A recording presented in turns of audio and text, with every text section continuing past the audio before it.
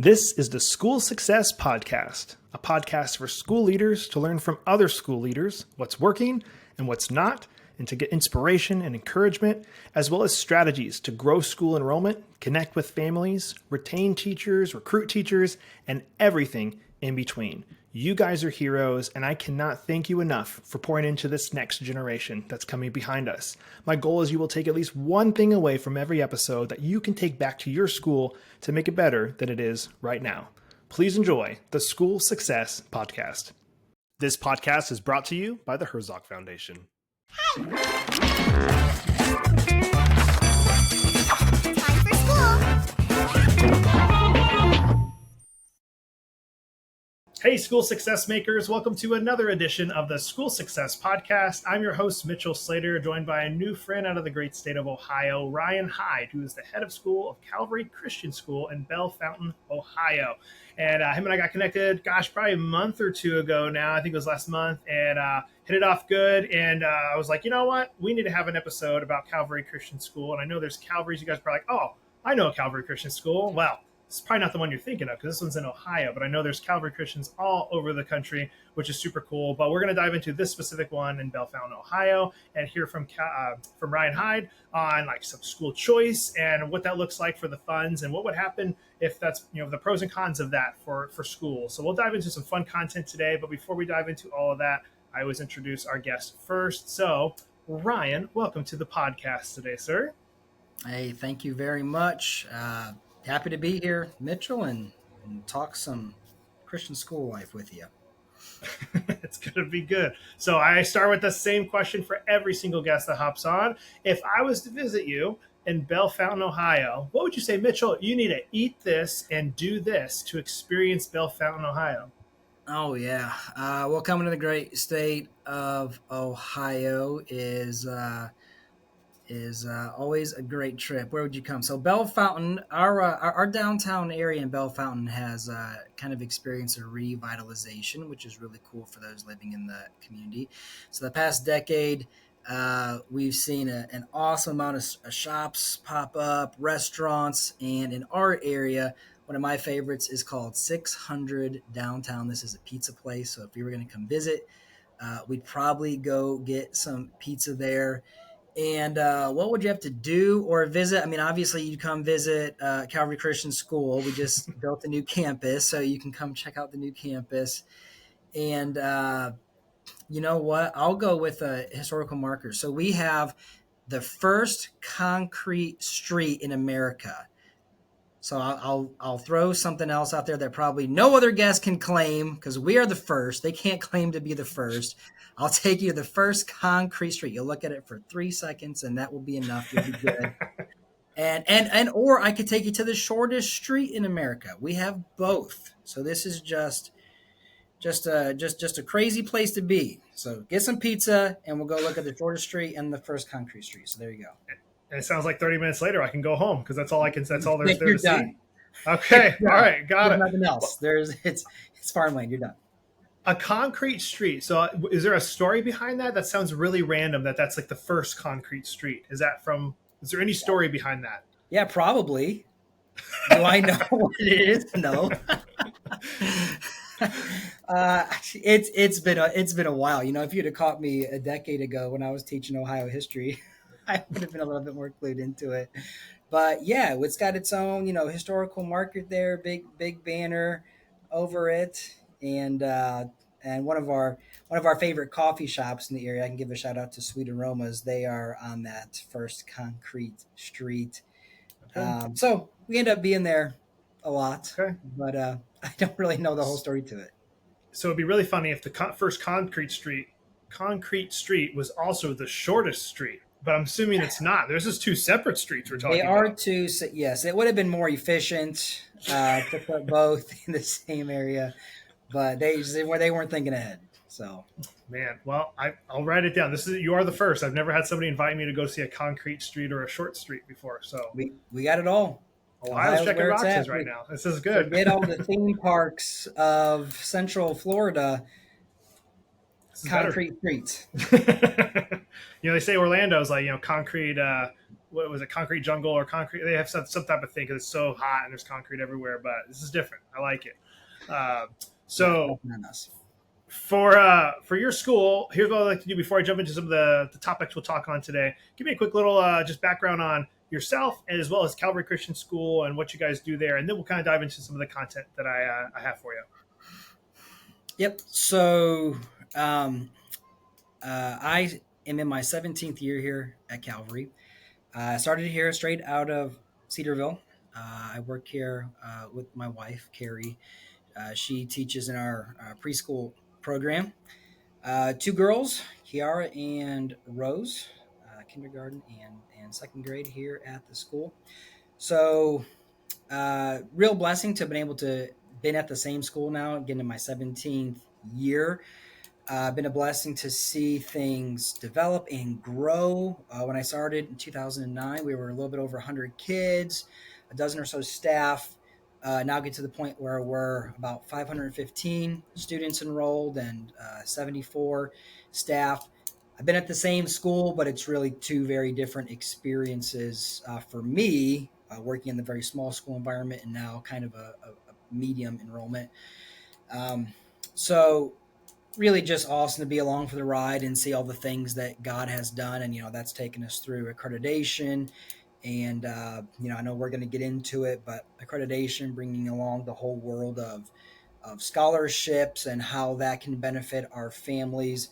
Really been a blessing to see all that come into place. Ohio has a lot to offer in that regard. So, again, we feel very blessed to be able to participate in the programs that are available to us. And I mentioned it before, but we're in a new campus, so we opened this up last January for the full school. We have been operating in a couple different sites, so that's kind of a quick background on me up to this point. But thrilled to be here, and like I said, working in year 17 now. Been cool to see God work. It's awesome, and now you got two kids getting to go through the school that you've helped kind of set up for success and get it to grow. So that's exciting as well to have your girls there with you. Oh, for Hopefully sure, that. for sure. Um, and it's a family affair, like I said, with my wife Carrie working here. Sometimes it feels like we live here. Our life certainly revolves around the school day and then athletics afterwards. Both of us coach as well currently at the school, but huge blessing to be able to, of course, be a part of the new campus build and all that comes with that. And yeah, you want to bless the community for decades with what a facility can allow and bring to an environment, but obviously, especially to see my girls be able to enjoy that as well. Very good. Very good. Well, I know one of the topics we want to talk about today that is obviously the talk of the country, I feel like, in the States, especially that have it or the ones that really want it, is school choice. So I'd love to just kind of get your thoughts on that. Obviously, I'm assuming it has not been around super long in the state of Ohio. So you guys probably started the groundbreaking for this new facility and building without school choice funds being even available to you guys, is what I would assume. Tell me if I'm wrong with that. So I'd love to kind of get your thoughts on school choice. Then I got some questions for you about the some of the pros and cons and what that looks like for people and specifically you guys there in Ohio. Yeah, definitely. So, school choice in Ohio has been around just a little bit longer. I believe the first year, so in Ohio, it's called the primary program is called Ed Choice, and that's kind of the straight voucher scholarship program. That started, I believe, in 1997. So, that one is a little bit older in terms of school choice and what's becoming available. So, yeah, nearly up to 30 years with that one. When we became accredited, we started the process in 2018. We were a non-charter, non-public school before that. So when I was teaching, it was still non-charter, non-public. Went through accreditation in 2018, became accredited in 2020. That's when we became eligible for those programs in Ohio. Um, so Ohio has a few different routes in the Ed Choice world. Here it's called expansion. Another route is called traditional. Um, the main thing is that a couple years ago, expansion became a universal program. It used to be means tested to certain federal poverty level percentages, and it was certainly smaller, only a handful of thousands in the state that were qualifying for it. Over the past 30 years, that number's grown significantly. And then a couple years, it became universal, so everybody qualifies for some scholarship. Most of the state qualifies for the full scholarship.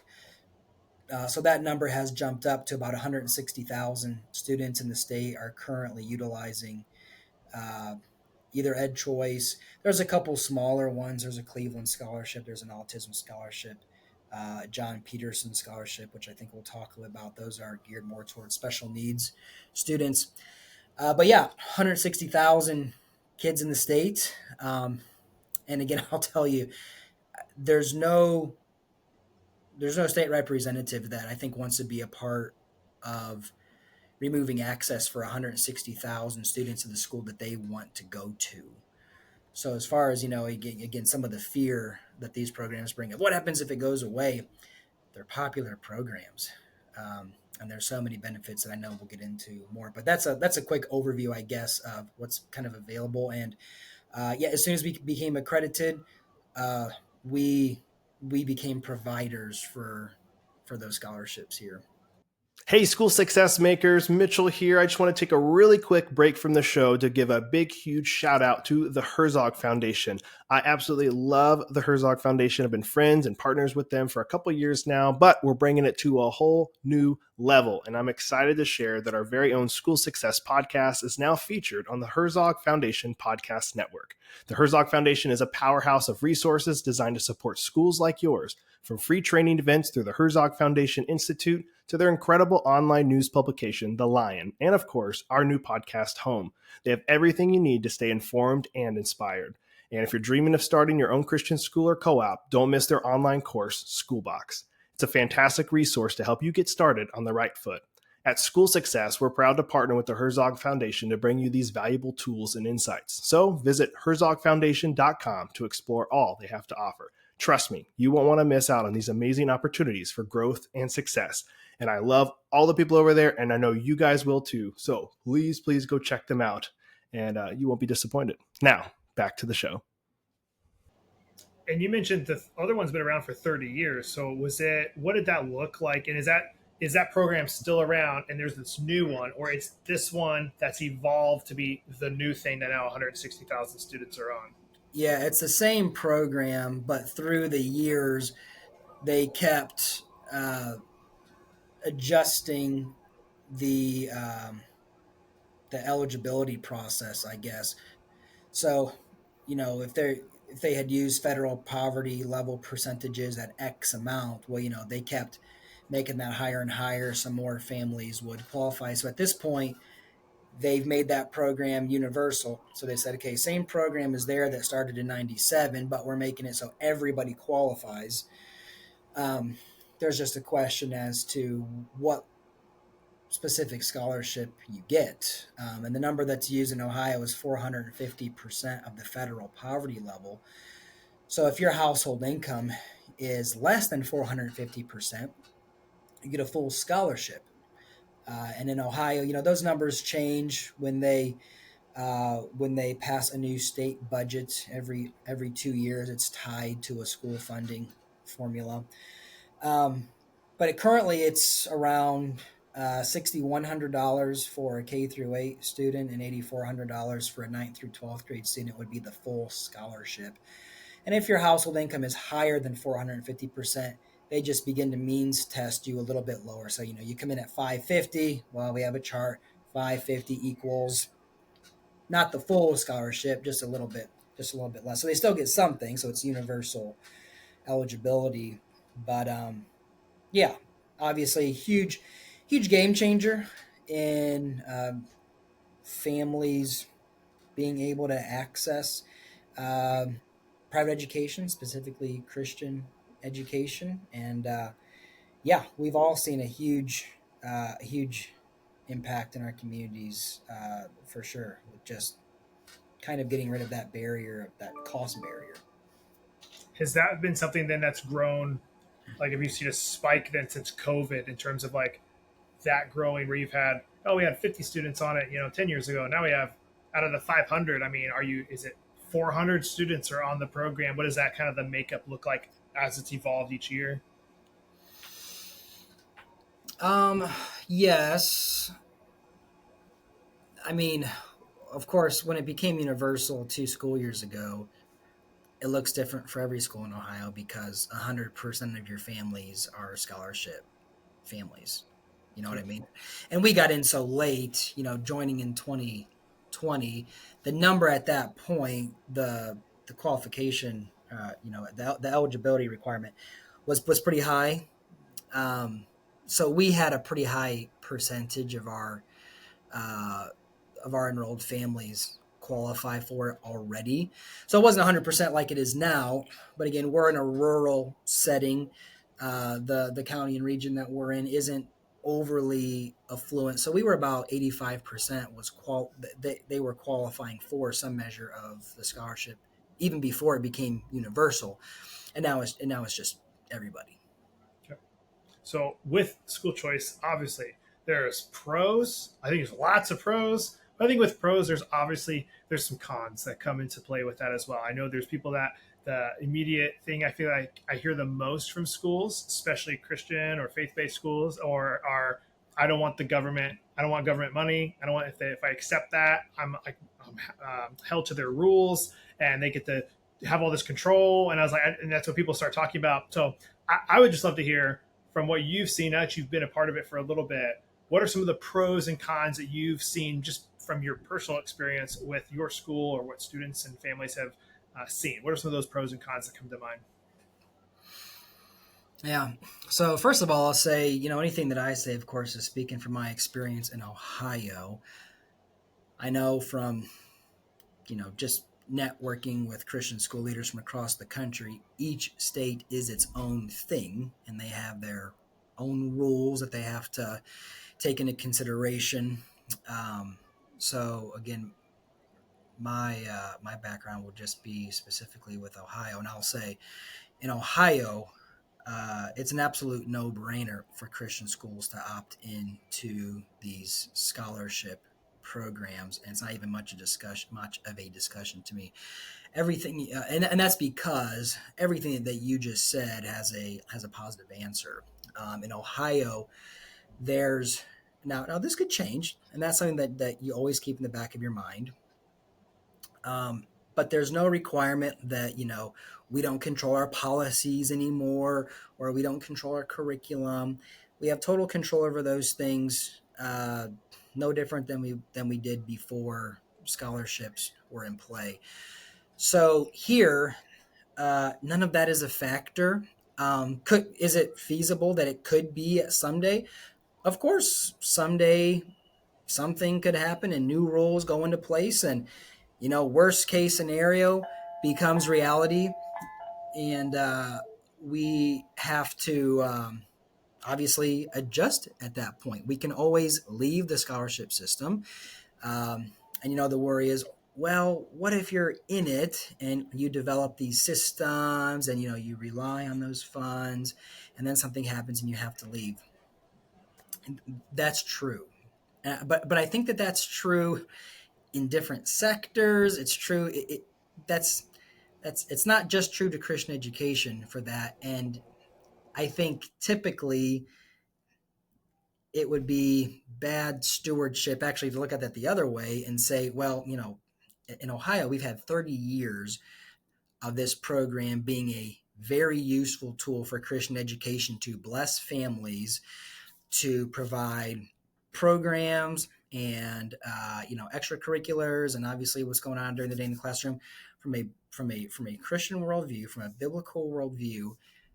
We can do that better than ever, with more excellence than ever. We can take care of our people better than we ever could before. To say no to that just because we're afraid that someday something might happen and we'd have to really adjust quickly, and it'd be a big deal. No one says that if that scenario played out, it would be like no big deal. We'll just go on. Yeah, that would be a big deal. But we correct when that happens. And again, you just relate it to some other ministry. If a church received some massive donation that was millions of dollars, and they really needed to build some type, I'm thinking off the top of my head, some outreach center of some type, would you say no because someday you might run out of funding for that research center to continue to operate or pay those people the way you need to pay them? No, I think we take one step at a time. We use what God's placed in front of us, and we make decisions based on the knowledge that we have at the moment. And we don't do it in fear of what may happen 10, 15, 20 years from now. Now, I'll say in that same breath, things like the SGO programs have become more and more prevalent, that you can start to look and see there's actually not a horrible route forward to be able to certainly cushion the blow if worst case scenario ever did happen. And, that funding was lost. And now we've got to figure out, okay, how do we keep the accessibility for these families? Again, I don't know how familiar your listeners are with, the SGO scholarships that are available, but currently in Ohio, a family can give $1,500. It's a full state tax credit. They get all that money back. So it's not even, technically giving.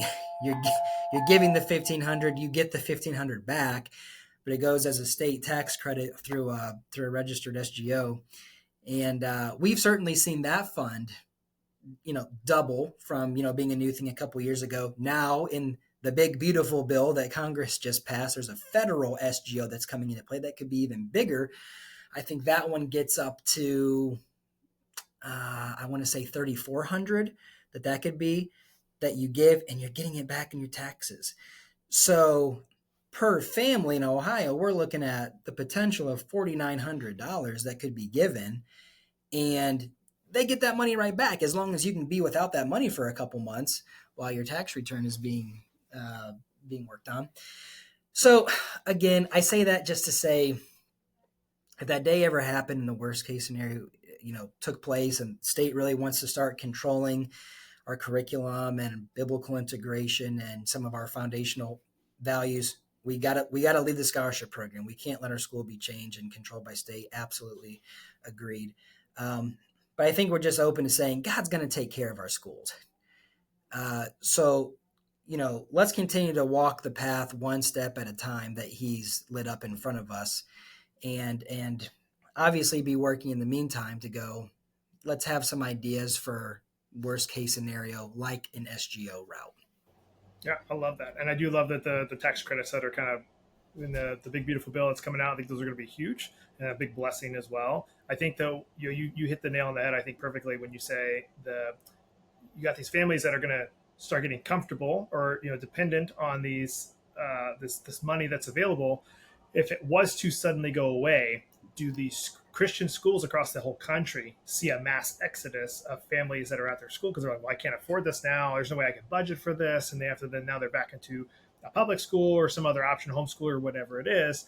Or is there a way that just in case you tell, the school should be being really good stewards on their side of going, we're going to put a whole bunch of money away, and maybe it's investing it or it's just putting it away so that if that happens, we have a scholarship fund available that we can help some of these families who truly can't afford it, but they still want this education. Because boy, how sad would it be if you had your student there for 8 years and they're entering high school and you couldn't keep them for 4 more years to pay for it because you lost this opportunity. And so do you feel like there's schools that should be, I know it's a lot to ask for here, but like should be doing stuff right now to prepare for the maybe what if one day it goes away and we got to be there to help our families if that does happen? Do you feel like schools should be doing that? Oh, absolutely. The SGO route that I just talked about is probably the easiest kind of low-hanging fruit that schools should be building those relationships right now with your donor list, beyond your donor list. Because again, it's giving, but it's not really giving. You get that money back, and you do without it. Toughest thing with those SGOs is communicating how the programs really work, because it sounds too good to be true. Can I really give that much money and I get it all back? That doesn't sound right. Well, it is right. So should we start communicating that to families right now? Absolutely. depending on your school size, your community size, how big can you start getting those funds every year? That should be underway right now. We also have to make sure that our schools aren't easy places to leave. Again, let's just say nuclear option happens, we have to leave scholarship world again. Is our school a school of excellence? Are we a place that we have very loose attachments to? Are we a place that's worth sacrificing for? Because I think the word that I've always liked the most is accessible. Our schools have to be accessible. Doesn't mean they're cheap. We don't want our schools to be cheap. We want our schools to be quality. We want them to be excellent. But we do have routes that keep them accessible. Like you said, you don't want the family that has been there for nearly a decade and they're forced, because no other routes exist, to attend some other school that's not yours just simply because of cost. We always have to be thinking of those accessibility avenues. So whether it's SGO, whether that is just coaching families, 529s are a player now when they weren't, in the not too distant past. Can families start funding those pretty young? Talking to the preschool families, let that start to grow. Tax-free, and that can be used without deduction now for K-12 education. Sure, that can be a player. And then, like I said, just making sure that our experiences are something that it's not just an easy, oh, okay, well, that one program went away that made it so I could go there without any pain. No, it's a place, it's worth sacrificing for. What they're receiving is a value. And, as a family, am I willing to look at my budget and, if that scenario presented itself, would I cut anything before I cut the tuition item from my budget? I would hope it's not the first thing that gets cut, if times get tight. But it has the potential to be the first thing if we haven't communicated well, even what's the value of your student being here? Have we communicated what's a biblical worldview worth? What's it worth for your child to be able to see the world in light of God's word, to know what they believe, to know why they believe it, to be able to defend their faith? I think a lot of families would say, well, that's invaluable. Of course, I would pay whatever it costs. But we can do a bad job communicating that sometimes, sharing stories of real life scenarios, what that looks like sometimes. So that's another piece of that puzzle. Are we doing a good job communicating our value? Yeah, because you don't want to be a commodity, and I think that's a lot of schools probably are a commodity. They're where they, and when I say that, those that are listening, when you're saying bottom. Like, yeah, it's a race to the bottom where you haven't put out the value there. So this people are like, oh, like it's just a school, it's just an education. I can go to this other one down the street that's $1,000 cheaper. I can go to the public school that's free. Like, and so if there's no value in their mind, then they have no idea. And I know we've talked to many schools who their churn is high, so they have these families that will just leave after a few years and go somewhere else, and they're like, I just don't know why. And one of the things I always ask them is like, well, have you made it a point to make sure you're meeting with them regularly, not like at least once a year, but multiple times a year, just as a check-in? I mean, surveys are obviously a big thing you could be doing, but I was like, are you asking them and making sure you're casting the vision of like, here's the importance of why you should be at our school for 12 years or whatever the situation is. Mm-hmm. And everyone that's had that problem, and I asked them that, they don't do that. They're like, oh yeah, we haven't done that. I was like, well, then how do you expect them to know the value if you're not telling them the value on a regular basis of why it's important for them to stay? So yeah, of course, when things get hard, they're just gonna go because they're not truly bought in. And I know schools will go, well, we told them when they enrolled and when they toured, we told them the vision and they loved it. I was like, do you think they're going to remember that from 5 years ago or whatever, even freaking a month ago? They won't remember that. Like our own staff doesn't remember it. It's a constant reminding for sure. Me when I'm in church every week, I'm like, I'll hear something basic in the grand scheme of things, and I'll turn to my wife and be like, I needed that reminder today, like, or whatever. And even though I knew it and I heard about it, I still need reminders regularly. I feel like I say that all the time too. I'm like, that was a good reminder. That was a good reminder. I feel like it's the same thing with this. It's like reminding them, this is why you're here. This is why you committed to us. This is why we're committed to you. I feel like that piece is a huge missing piece that schools are not either just not doing or not even thinking about doing when it comes to all this. And sounds like you guys are doing a good job. You guys are growing. You've grown every year, it sounds like, from when you've been there. And so I know a big piece of that, of course, is your leadership, of course, which is awesome. So keep up what you're doing there. The other thing is funds that you guys have from the state. But I think another piece that you added to this that was valuable was you guys are doing something with the special ed funds, I think, at the school, or there's something there that the state has. I'd love to kind of get your take on the part about the special ed funds we were talking about. Yeah. So again, we're thankful to be in a state that prioritizes this and really has an incredible program available in Ohio. It's called the John Peterson Scholarship. I know it's a question that a lot of Christian schools have a hard time answering, whether when they're starting, sometimes later on, and it's what do our services look like to students with developmental needs and disabilities. It can be hard to service them. It can be a very resource-rich aspect of your school that takes a lot of specific training with people with higher certifications, higher cost, and sometimes it's higher dollar, and it's a smaller amount of your school population, so it can be hard to really develop a really well-rounded program to service students with developmental disabilities. So John Peterson program in Ohio allows us to award scholarships. Well, the state awards scholarships in 5 different categories, and it depends on how the IEP is written and what needs are specifically on the IEP, from 1 to 5, 5 being the highest. And that lowest level for us is work with speech and speech therapy. At the highest level, it deals with students on the autism spectrum, and those scholarship ranges can be from around the numbers change, but I think it's currently around $11,000 to about $30,000. And that money doesn't come to us directly, but it becomes allotted to the student for their needs. So we're allowed to bill tuition, and then we're allowed to bill with any excess funds after tuition. We're allowed to bill services that have been provided to the student. So for us, it's certainly been a game changer in the amount of students we're able to say yes to, and we're very thankful that we can say yes to.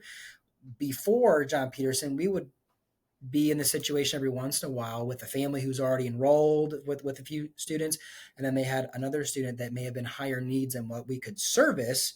And you always hate enrolling a family and saying yes, yes, no. Well, that's terrible. You'd love to say yes, yes, yes.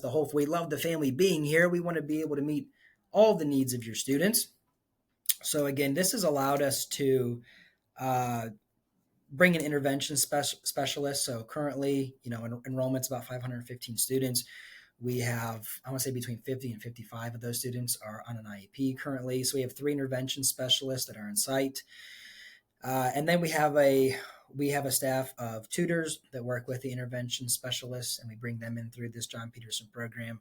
And then we're able to bring in speech therapists, occupational or physical therapy, and provide those services at school during the day here at Calvary that we never could in the past. So again, been a huge blessing to work with those families that have students on an IEP and not have to tell them no. So we're thankful.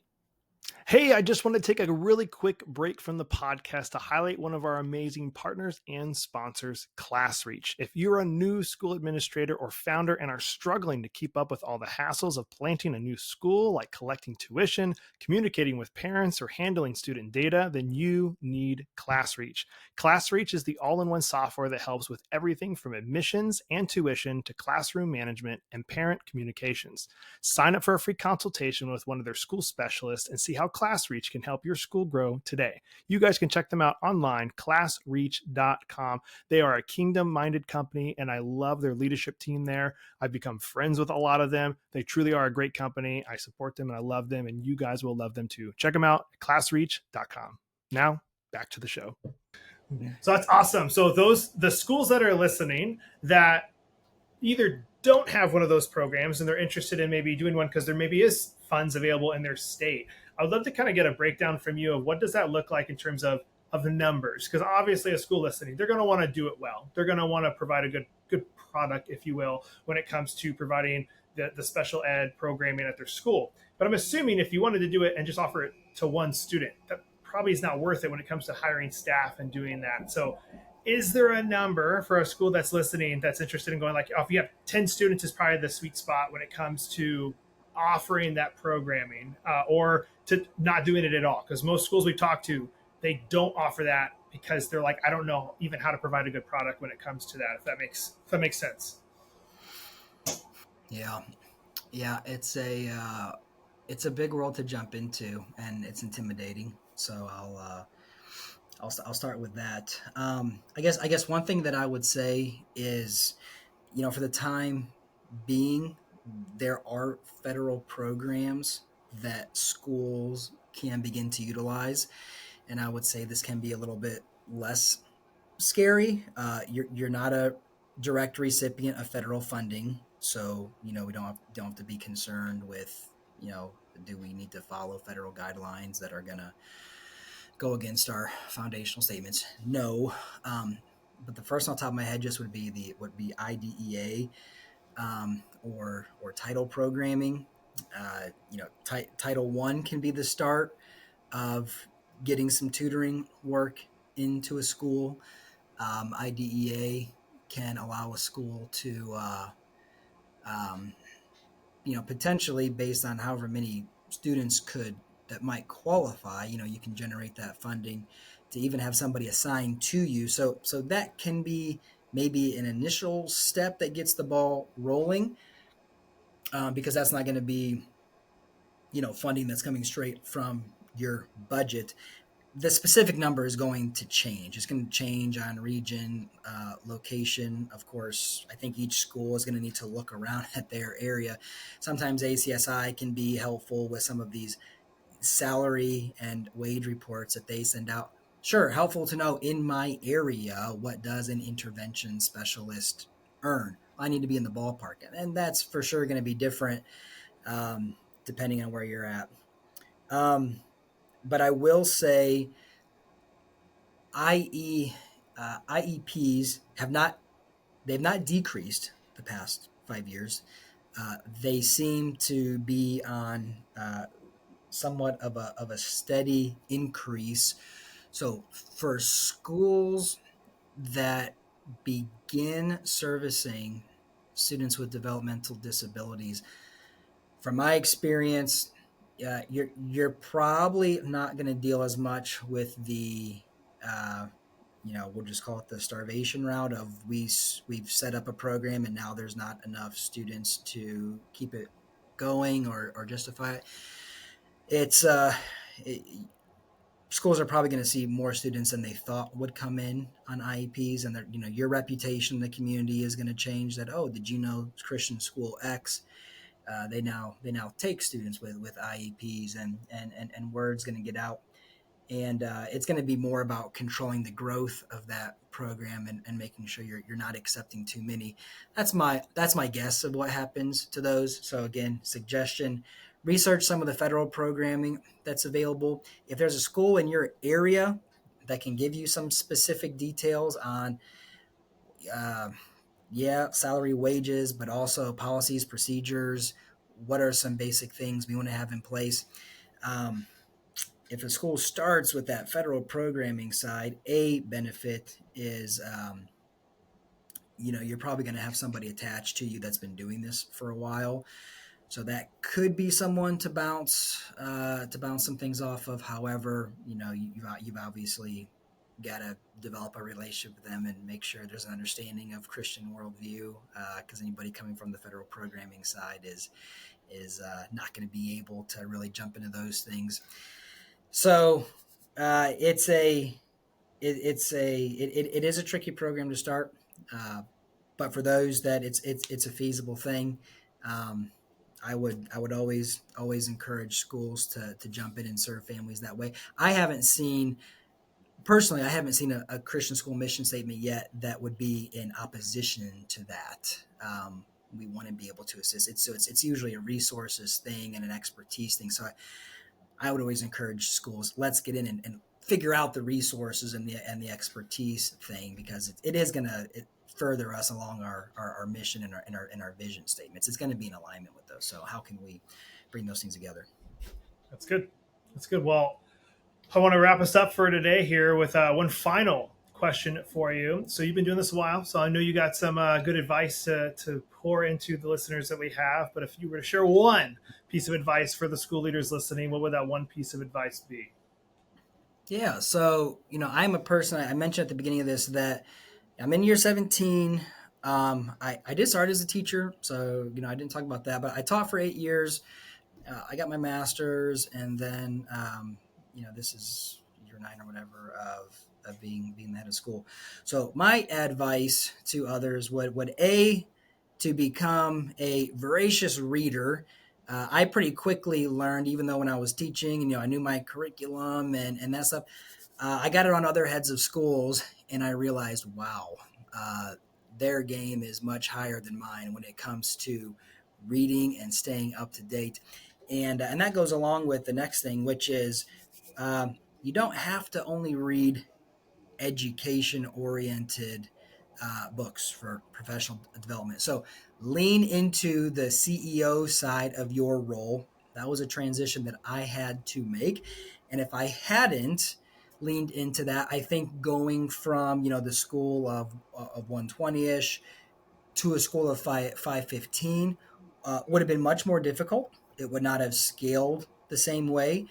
And I know we wouldn't have the systems in place that really I've gleaned from the business world as I've read, authors like Pat Lencioni and, of course, John Maxwell and some of these people. So don't be afraid to lean into that business side. Yes, it's a ministry. Those two things can work together.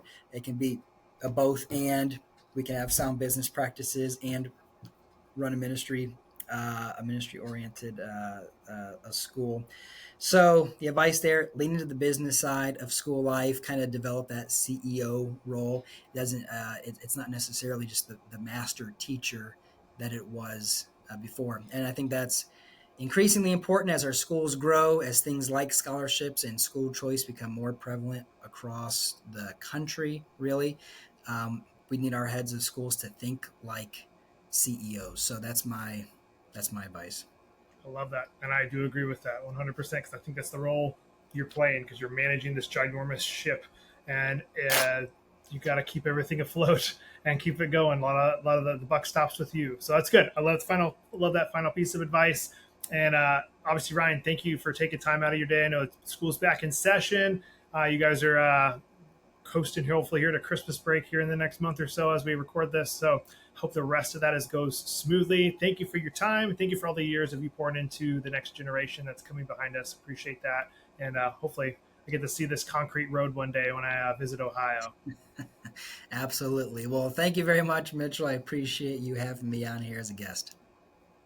Well, another huge shout out and a thank you to Ryan for taking time and being on the podcast today. I love what he's doing up there in Ohio at Calvary, and I'm wishing them nothing but the best as they continue to grow and educate in the next generation that's coming behind us.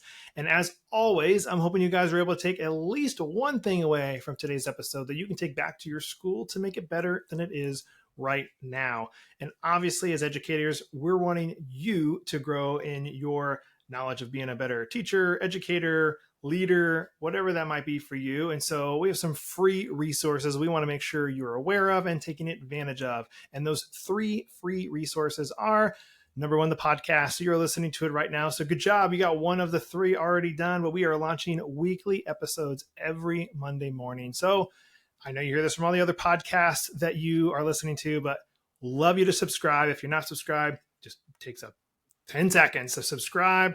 And if you love the content, I know people ask for this too, but we really would love a 5-star review. That would mean a lot to us. We were able to put this out free of charge to all the listeners and subscribers that we have. So love a 5-star review if you love the content. The second resource is on our website, schoolsuccessmakers.com. Top right-hand corner, there is a button called the School Success Report. That's emailed directly to your inbox every single week with different articles that either our team has written or found online to give you. It's also highlighting some of different podcast episodes that we're kind of bringing back to make sure you guys are aware of those and the knowledge that's inside of them. And we do some fun teacher shout outs and different things inside there as well. Really cool email that you should be getting and looking at least once a week to dive into and grow in your school successness that you guys are working towards. All right. And the last one is our free Facebook community called School Success Makers. I am personally in there. I'd love to see you in there as well. Get connected with other school leaders across the country and internationally, ask questions, all that fun stuff. Community is so important. So we want to make sure you guys have that. And that is a great place to get it. So I think that's it. So we will be back here next week with another awesome guest as usual on the School Success Podcast. We'll see you then. The views and opinions expressed in this program are those of the speakers and do not necessarily reflect the views or positions of the Herzog Foundation.